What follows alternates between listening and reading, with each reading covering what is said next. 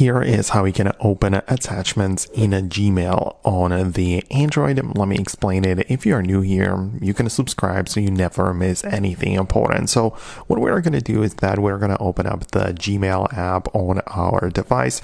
You can see I'm already signed in with the account right here, and I am actually inside this email thread which contains an attachment of image as well as the PDF. So when I click on it like this, you can see that the image is attached in the first email and the PDF is in the other. So if you feel like you cannot really open it, so obviously it's going to be a little simpler when I click on the image because image is easily opened, but something else, let's say PDF or any other file type you might have in here, if you cannot open it, you can give it a try by tapping on it, but it usually asks you which app you want to use for this purpose, for opening this. And since it was a PDF, I can use things like the Samsung Notes or OneDrive, Google Drive, or others, right? And try to open it through the available built-in apps, which does work in this case.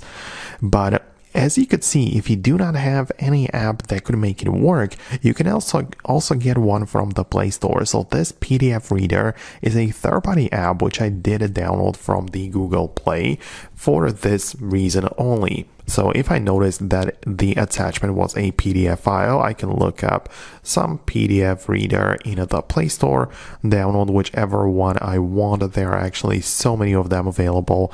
And once you do get the app, you'll be able to tap on the attachment and choose this one to open up the attachment file. So as I say, that is how it works. You just need to very likely get a third-party app which will give you the ability to browse your files right there. So let me know your thoughts and opinions about it below. This was just the guide about this specific attachment, but if there's something else you have in mind, let me know below. It's possible I'll make more videos about it. Thanks a lot, and I'll talk to you soon.